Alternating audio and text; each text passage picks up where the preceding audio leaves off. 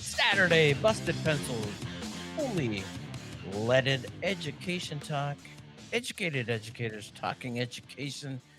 Dr. Johnny Lupinacci, Jacob, chairman of the boards, and me, Dr. Tim Slacker. We're here, you know, loving every minute of it. I don't know if that's the right way to introduce the show, but I'm loving every minute of it right now because everybody here, before we introduce the guests, I just got great news, Johnny and Jacob. My house has been on the market for now 42 days. Um, and my realtor just called me while in between recording shows, and we got a good offer on the table. So, hey, Woo! fingers crossed, um, that this is the moment where we can go, oh, we finally are under contract. Because as I was telling Jacob earlier today, if I have to fix one more nick, one more scratch, one more thing in this house, I'm gonna go nuts, because my wife, who is awesome at selling houses, does not stop fixing the house until we have a solid accepted offer on the table. So for 45 days, every day has been home improvement, Johnny. Oh man, Tim. But the big question looming here, congratulations on all that work and on your move as you explain more of that to the pencil busters out there. I know they're eager to hear about your new moves, man. But Mhm. the big question I have is, did you guys bury a statue? Is it at St. Joseph, like the good Catholics you are? Did you Uh, bury that statue to sell the house? I will admit my mother did. Hey, well then it's in the bag, right? Oh no, but it's great. It's a beautiful Saturday, and we're cheerful. But Tim, man, it's another week of just a Oh, blitzkrieg of attacks on education, and just more of turning classrooms and schools into battlegrounds for this nasty politics. So yeah, I hate to like turn the page, yeah. into that like that down part of the story. But we are lucky because we are with some of our favorite folks to talk shop with, who have their thumb on the pulse, Mhm. right, of Wisconsin education. Maybe it's fingers on the pulse. I don't think you check a pulse with your thumb, but fingers on the pulse of public education in Washington. Tim, introduce our guests In so we can jump Washington, right into Johnny, it. come on, Oh man, Wisconsin. Yeah, do you always do that? It's yes. Wisconsin, Washington. I mean, we're two states holding it down for the country right now.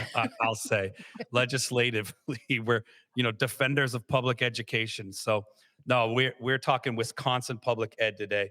So, Tim, Yes. introduce our guests and let's get into it before Well, I make any yeah, more mistakes. they are back. Our partnership, Wisconsin Public Education Network. Listener, if this is the first time you're hearing of them, find them, look for them, because if you are a defender of democracy and public education and you are not familiar with the Wisconsin Public Education Network, you need to be, because, man, they are always there. They know what's happening. They are advocating in ways that are truly about, our local community public schools, and really saying what's best. Well, what's best is our public schools. Welcome back to Busted Pencils, though. Heather and Jenny, I see you got your names up on the name boards there, but Heather, Jenny, Wisconsin Public Education Network. Heather, how are you doing first? We're doing pretty good. It's finally spring in Wisconsin, so that's exciting for us. Everything is blooming. Okay. So the We're the hanging I in here. the ice has gotten off the lakes and the It's ponds and well, as you can see, I'm still wearing my coat indoors, but other than that, it's very veritably balmy out there. nice, nice. Jenny, how are you? I'm doing well, living by the Lake Michigan. It's hard to complain. Summer's about to be here. Yeah, loving that lake. Yeah, Lake Michigan too. Just quick aside, I was on the other side of Lake Michigan last week visiting my son in Michigan in Traverse City. And we were looking across, going like, hey, 5 years ago we used to live on the other side of that lake. And I was thinking, could I swim across? Is it no, no? Everybody's shaking their Jacob, what do you think, man? Do you think I could swim from Michigan to Wisconsin? Absolutely, Tim. No, We should No, try Tim. this. Try it. Try it. You could be the first, Tim. I'll be in a dinghy next to you with a microphone. We can get the whole thing for the show. I think that is a great idea. Nice. All right. Well, we'll make that announcement when the time comes. I Send got to your do a AI little bit. clone across the lake. That should be safer. Maybe that's what I can do is that. Okay. Well, Heather, Jenny, Wisconsin Public Education, all the news. But first, though, I'm going to hit you guys. When we were getting ready for the show, Heather, you were like, "Well, did you see?" And I was like, "Huh? I did not see that." But all right. So the let's call it the fun of the new presidential administration of the Trump administration and your governor, Tony Evers. There's a little bit of a kerfuffle out there where potentially the Trump administration put out some kind of a statement that, well, we might want to arrest Tony Evers, the governor. Heather, help me make sense of this. Well, there's not a lot of sense to be made of it, I'm afraid to be the one to say, but, this isn't about Tony Evers. What Yeah. it's about is the Trump administration's attempt to strong arm our courts. And so you may have heard about the, circuit court judge who was arrested in Milwaukee for, protecting a person who was in her courtroom against what my understanding is she thought was an unlawful order for the arrest of this person within the building, Mhm. and allowed the person to stay in her chambers, and she was subsequently arrested, and the governor defended her in that moment, and so calls for his arrest have then been made. And while it garnered a lot of media attention, I mean, it's a real spectacle. That's another active attempt to distract us Mm. from the attacks on democracy that are happening right under our nose, and the suggestion that a sitting court justice who is simply trying to uphold the law in the moment is going to be attacked in this way is like actually terrifying. And so Yeah. while it is getting a lot of sensational coverage and has, occupied a lot of airwaves, I think those of us who are paying attention to what this could mean, to just the way we do justice in this nation should be very, very afraid and paying close attention. Yeah, you think about that too, and I'm glad you brought that back because yeah, it's for sure a spectacle, but it's a distraction from the bigger kind of pushers. You said, an attack on democracy, an attack on justice, it's just constant, and bringing that back to and saying, and everything else, it feels like no, I don't think it feels like it has. It's true is that, defenders of democracy, defenders of public education, defenders for the community. I really feel like that's truly the title now is that it's a defense, a constant defense for those things that really matter. And I see Jenny got a little bit straightened up there. Jenny, riff on that for me a little bit. Well, Tim, we've been talking public education for a long time together, and it started, maybe 10 years ago or better with ACT. Well, we're going on 15. Now we're Yeah. aging ourselves. But, like the direct attack on public education kind of has been setting the stage for this demise of democracy, right? I mean, I hate to be too, hyperbolic about it, but the arrest of Judge Hannah Dugan, while the sensationalism has become a distraction and given, red meat to the base, it also is an example of the lengths to which this administration is willing to go. And it's difficult to have conversations right now, even about the state budget process and things about local control with this, shroud hanging over everybody about what the next steps will be. We're trying to talk about the state budget in Wisconsin right now. Everyone wants to ask about the federal budget. Mm. This week the Department of Ed budget dropped, and it was, nothing but red lines for public education for the Mm. nation. And the only increase that was shown in there, the only black text in that entire document was for independent charter schools. Yeah, I saw that news too. The only increase in the federal Department of Education charter schools, and the the wording that came from President Trump was, well, it's because our public schools are failing, and we kids just need more choice. And so this is him just making sure that every student has access to the school of their choice. And we talked about this pre the election, getting ready for this and saying, does does he really mean that he would be coming after the public schools? And it's like, well, yeah, yeah, he means it. I had a conversation last night at a dinner with some teacher educators that I know, and they are just kind of taken aback by really they asking me the question of going, Tim, you were saying that he was really going to do this. We didn't really think he was going to do all this the way it was. I mean, is anybody that you guys come across, and I know we're about coming up on the first break, but Heather, thinking about that, are there people still in disbelief of the attack on public schools? Well, of course they are.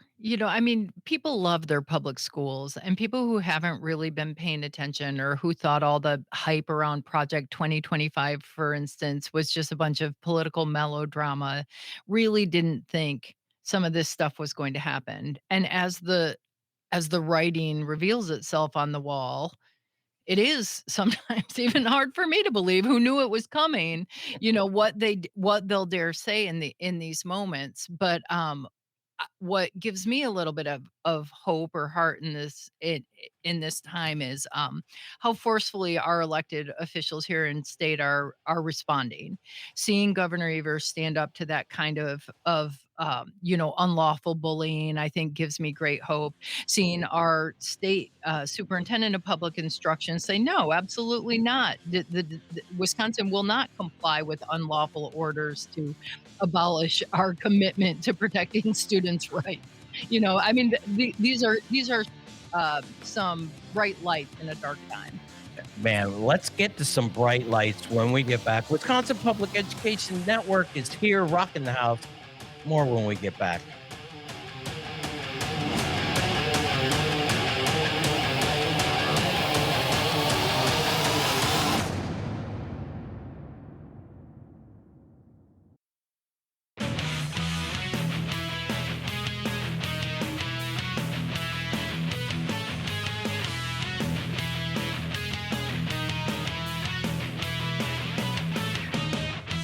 And we're back. What's the pencils?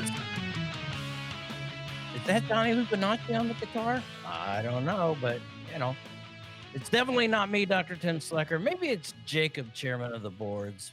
Busted Pencils, fully leaded education talk. Educated educators talking education.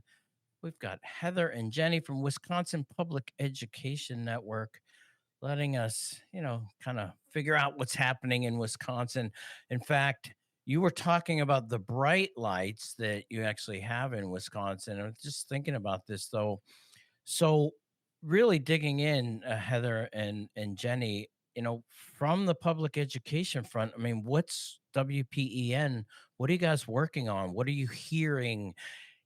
Help us understand the reality that you two are now living in. 100+ days into this new administration. Well, the Wisconsin's the legislative process over the budget now is just coming to close. They finished up their public hearings in the last couple weeks. Public education, K-12 through higher ed, was of course among the top things people testified about, demanding an investment. And then this is the week now that the Joint Finance Committee will take up their own budget process. Um, as anticipated, they will be tossing out everything that Governor Evers asked for and crafting their own budget once again after people have turned up and spoke out in support of items in the governor's budget. Johnny. Oh man, I mean, this is tough to hear because it's been too long, this attack on public education and this continued, you know, uh, legislative, you know, ignoring of the democratic process. So sorry to put you on the spot to share bad news, but folks, this is what we need to be aware of. This is what's so important is that Here we have, a talk where we're saying, hey, it's so important. We know bipartisan by and large that people vote in favor of their public schools. So this shouldn't be like as big of an issue as it is, yet it continues to be, a defunding of our schools and these budget, this austerity environment that we're in around public schools. This should be a no-brainer, folks. And in fact, voters showed us that it was. And as Jenny shared, like folks turned out to talk about how important these things were. Heather and Jenny, for our listeners who might not be as familiar, highlight for us what are some of those things that Governor Evers and the people spoke in favor of being really important. Heather, I'll let you take this one because I've got a follow up. Okay.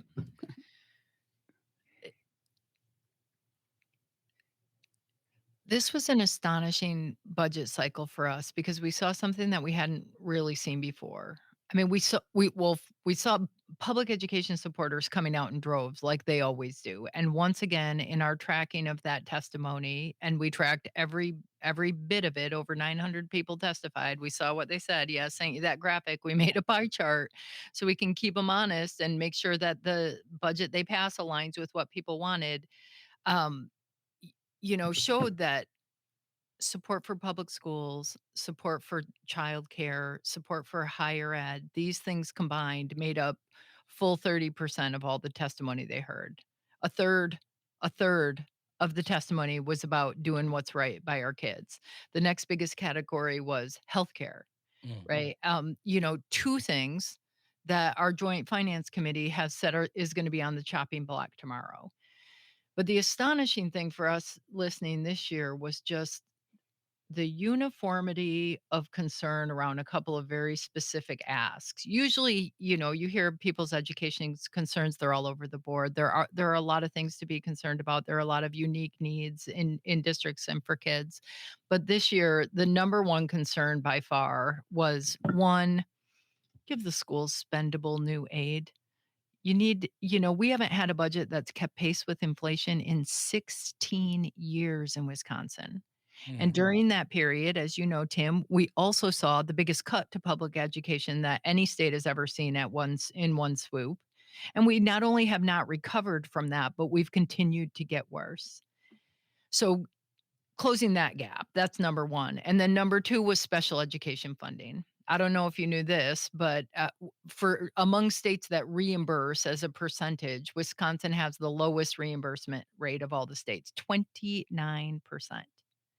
29% on Mm. the dollar. That's how much public schools get the next year for the actual cost they spent the last year. And that's like a $1.6 billion a year gap that districts fill by spending out of their general funds. This is the essential supports that are going unmet in so many districts. It really is terrifying. So that's just been a huge problem. And we're heartened by all the people who are coming out and sharing their stories and sharing these concerns, and we do think that there is some bipartisan support for this issue. But the question is Wisconsin really going to close that gap? Mm. Because private schools, if you go to school with a special needs voucher, you get the full cost of your voucher. It's like 14,000 some dollars. Plus, if you need more on top of that, you get an additional 50%. So 150% of the voucher amount. And then if you need more on top of that, you get a 90% reimbursement. And so that's how much, and that is like a sum sufficient statutory commitment that the state has made to students who attend private schools. Meanwhile, selling our public school kids out on the backs of these, disproportionate investments. So there was a huge call to end that sort of funding discrimination, and hopefully it didn't fall on deaf ears.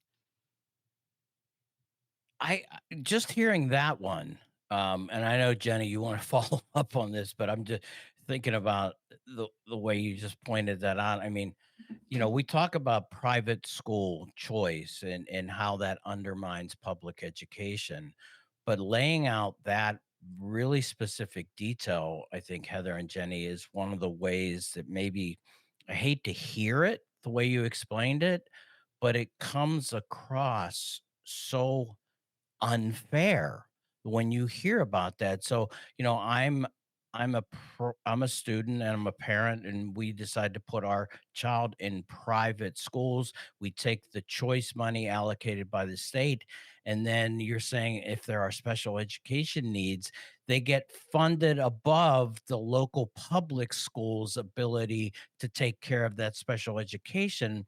And right there is to say you're creating an incentive then if you're a special needs family to take your child out of the public school.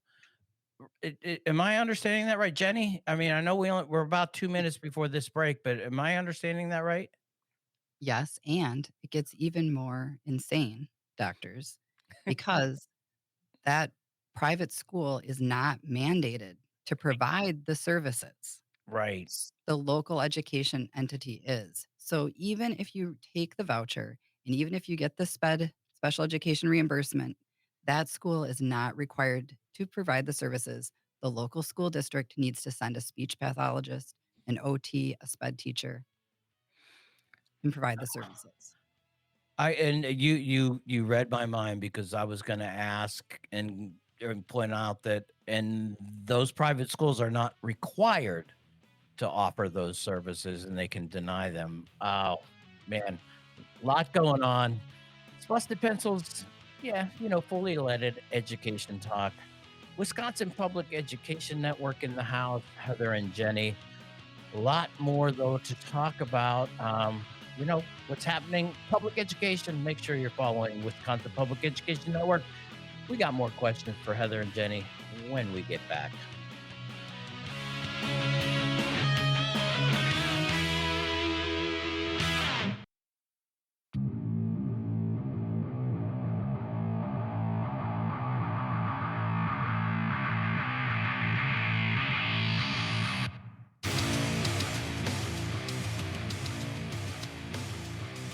It's Busted Pencils, fully leaded education talk. Educated educators talking education. Saturday, full 1 hour show. Loving everybody listening, especially today. Our favorite guests, Wisconsin Public Education Network's Jenny and Heather are back in the house, letting us know everything that's happening in Wisconsin. Jenny, before though, we got a little bit sidetracked there talking about the special education funding, but there was a point though prior to that that you really wanted to jump in and make regarding the electorate. Help me figure that out. Sure. Because of our chronic underfunding of the public schools, Wisconsin's had a historic number of referendas over the last few years. Hundreds of districts. We have 421 districts. Hundreds. Almost everybody's gone to referendum at least in the last 6 years. There's a great passage rate, which means local people are taxing themselves to pay for their public schools as a priority investment.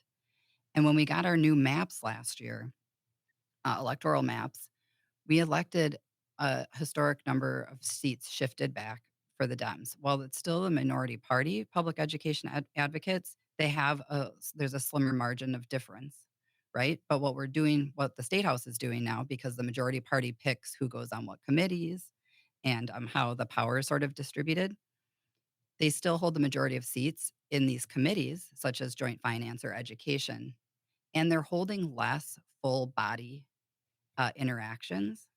And so to the public, when they're out doing hearings, it looks like there's a stronger majority of folks uh, representing this push for privatization and underfunding public schools. When reality, if the body met in totality, the Senate and the Assembly, you would see that there's a slimmer margin of difference between the Republicans and the Democrats. And it's actually quite dastardly how they are portraying this in the public, because they're giving the sense that they have a stronger majority when we know the public is with our public schools and are the moral majority. Heather, jump in. Yeah, they also did a super shady thing, which is gerrymander after the fact through committee assignments. So they reduced the number of seats on each of the committees so that it gives the impression that there are fewer Democrats than there are in the body as well. It's confusing. Johnny. Okay, keep going. But- Heather. But You should see how people are turning out for these hearings. I mean, the number of people who have come out to testify against some of the, anti equity initiative bills, the anti-trans bills that we've seen, the anti-school referenda bills that we've seen coming before. By the way, which nobody is asking for, which are totally out of alignment with the actual needs of our kids and our schools and our communities, but are yet what we're wasting time talking about at the state house right now, has really been staggering, and these bills have been shut down. So this, the referenda ones were just this week, so I'm not sure what's next for those. But there was a whole string of kind of sensational bills that were paraded forward, and just people testified till 11 o'clock at night against these things, and it was really powerful. Johnny. Oh, that's good to hear. I mean, we keep saying this. We know that by and large, people support, especially people in Wisconsin, support public schools. And Jenny even mentioned like that essentially are paying out of their pockets, right? Like opting to invest as a democracy in public education. So it feels like people know the importance of it. And so what's the next steps? Like what are y'all forecasting here? What do we do to organize to kind of continue to address these injustices, but move from the awareness to the action, which is such a stalwart of WPEN. Like, what can folks do? Well, people are tuning in at a really good time if they're ready to take action on this, because we are at an absolutely critical moment in our legislative process. Now is the time where every single person who we elected to serve in the state legislature has to vote on this budget. And we are closely tracking every single one of those votes. And if they're going to vote against what's best for kids, if they're going to vote against what's best for our public schools, if they're going to reject the communities around the state calling for more resources for healthcare and childcare, then we're going to expose this. And I think people are going to find themselves unelected pretty quickly, given the new landscape that we're dealing with. And I think that the writing really is on the wall as far as where the public's priorities are. And so hopefully we'll see some movement here, but that only happens if people speak up. You got to call the governor and tell him you expect him to veto a budget that doesn't follow the plan he laid out. Call every single lawmaker, whether you think they agree with you or not, and make sure that they're voting in the way that represents the interests of your community. I mean, this is a really, really important time, and our window of influence is pretty small. So the time to speak up is actually literally right now. Mm. I, it, I'm just, yeah, get out there and do that. But I'm Jenny, when you talk about this too, though, the kind of diabolical, sure, kind of vision of not support for public schools, when we know the reality is that, sorry, even just that chart you guys shared with me, and we're going to make sure that that's available too for the podcast, so people can look at that. The fact that those three topics took up that big of the effort of the comments by the public demonstrates loud and clear that in Wisconsin, public schools are incredibly important. That really, when you put them together, they take up the major. When I say majority, but the biggest chunk of that pie chart. But and Wisconsin isn't unique in the fact, though, that in a you say a legislature, though, that is still Republican controlled, the the creation of what would appear to be an anti-public school movement is just something that we keep seeing going forward. We saw it in Texas. I mean, for the longest time, the fight for the public schools to push against a full statewide choice movement in Texas continued to be blocked because the people didn't want it.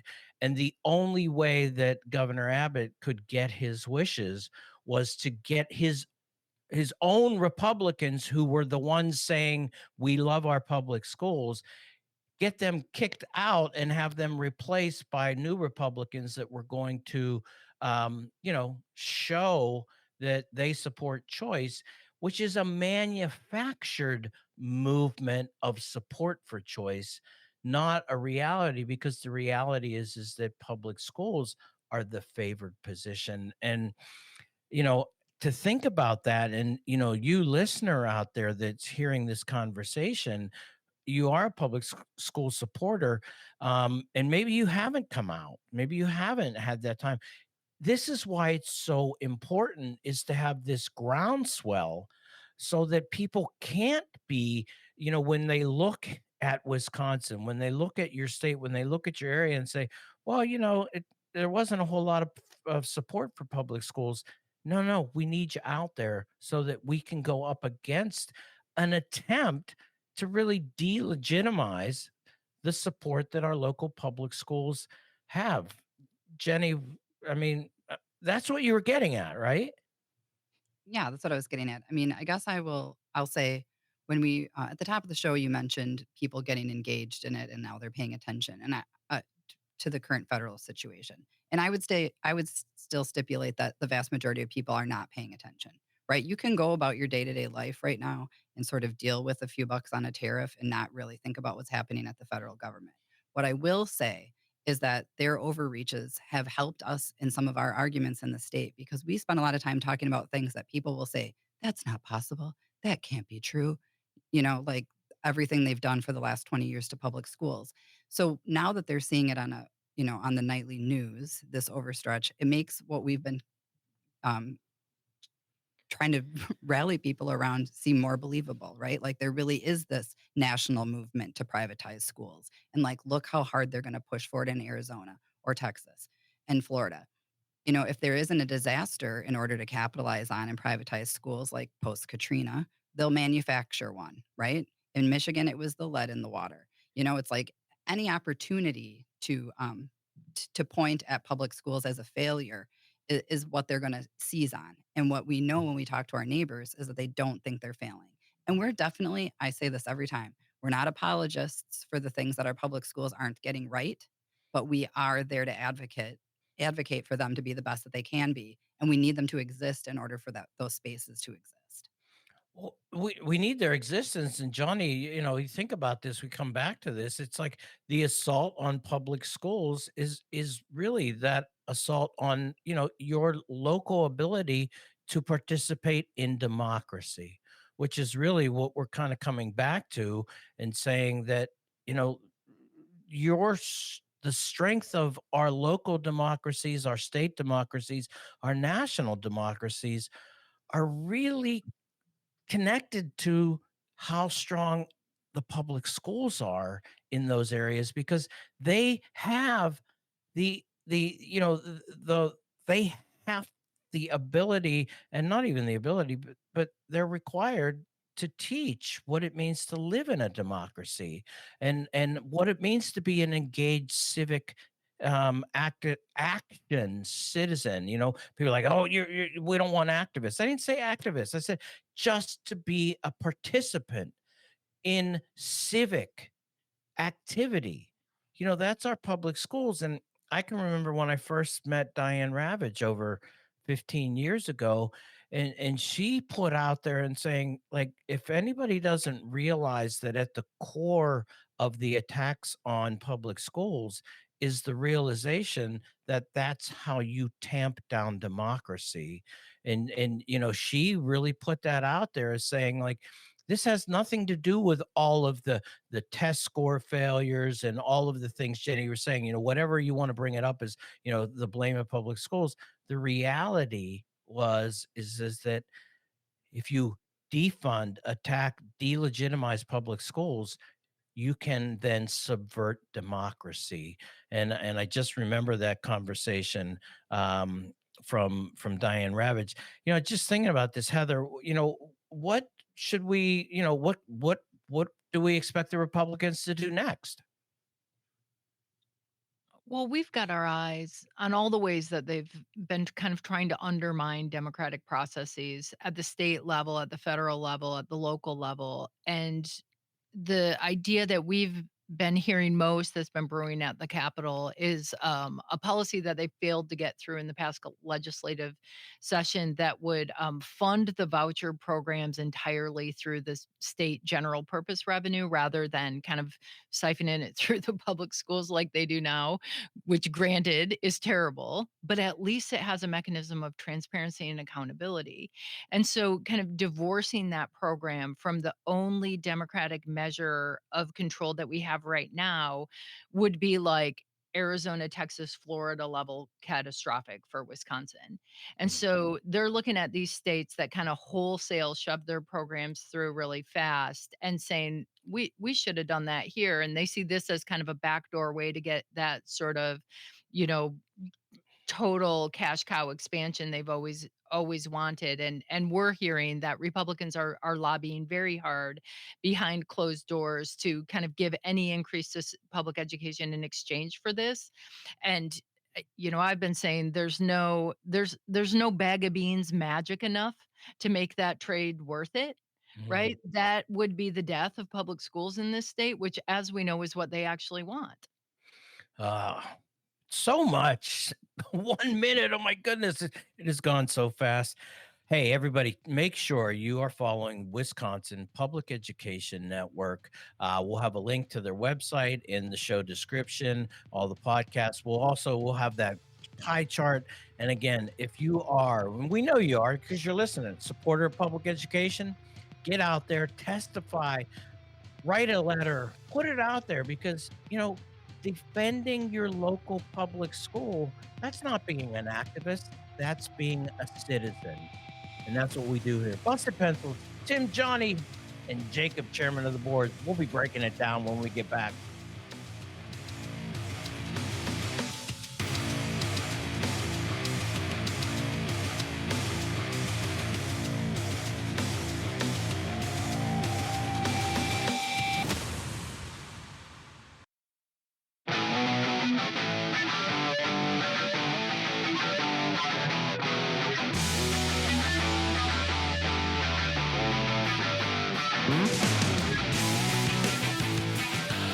There it is. Yeah. Hey, Busted Pencils fully landed. Education talk, educated educators talking education. Always love having the Wisconsin Public Education Network on, Johnny. I mean, so much to talk about. In fact, as Jenny and Heather were leaving, they were like, "Oh, we should have said, that this vote is actually occurring tomorrow." I should, yeah, Which is technically 2 days ago for our 2 days, listeners yeah, listening because live on Saturday.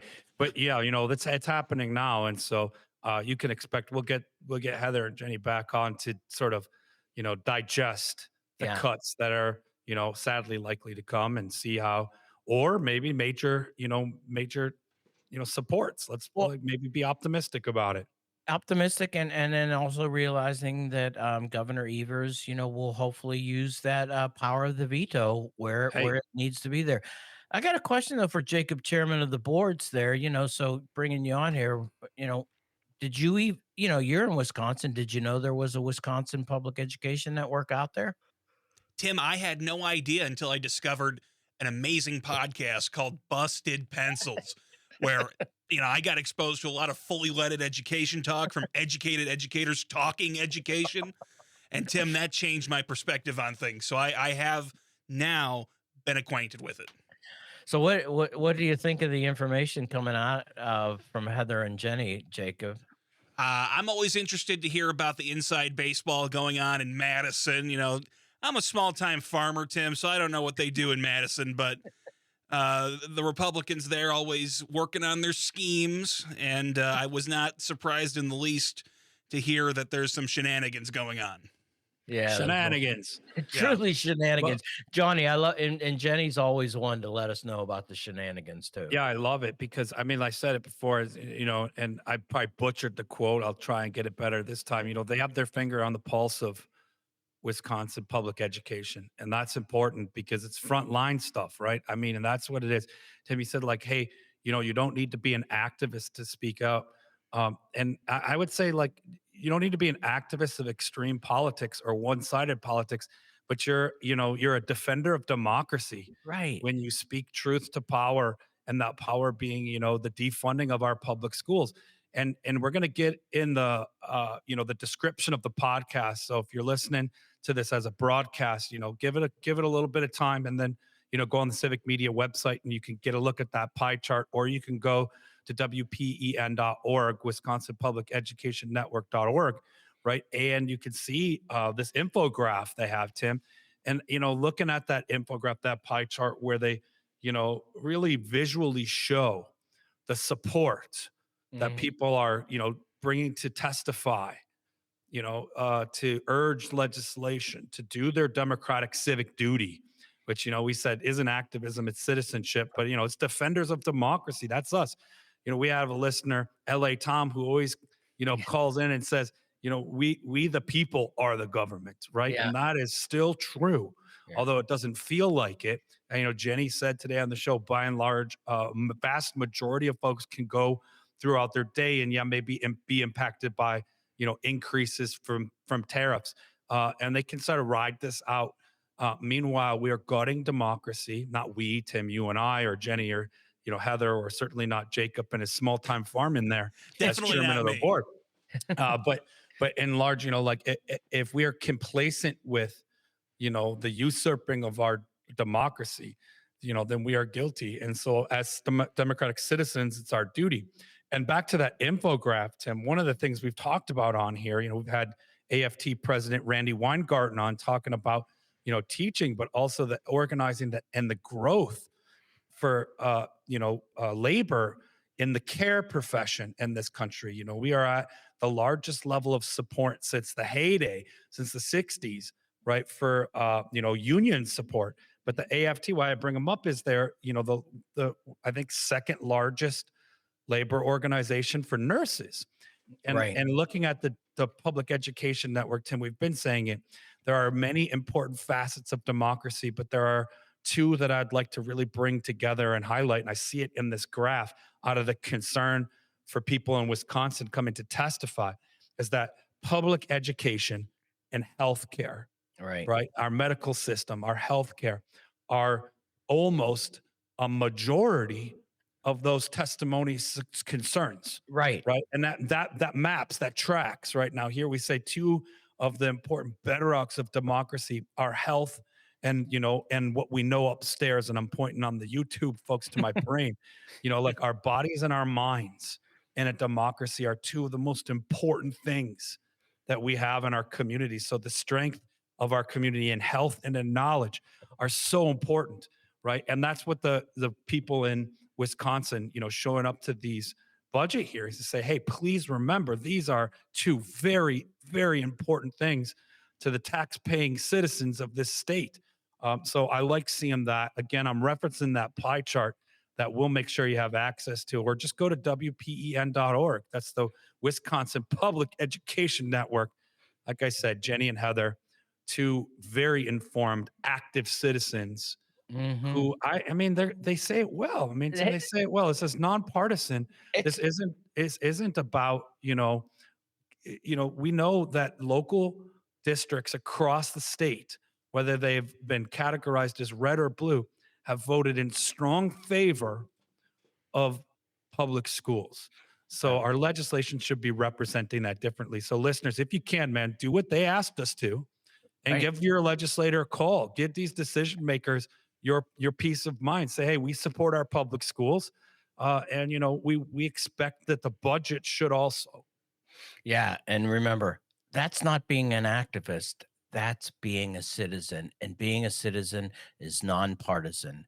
And now it's time for your moment of zen.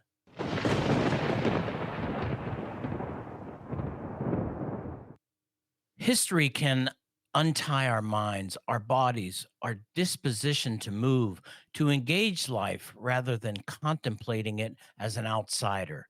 It can do this by widening our view to include the silent voices of the past so that we look behind the silence of the present.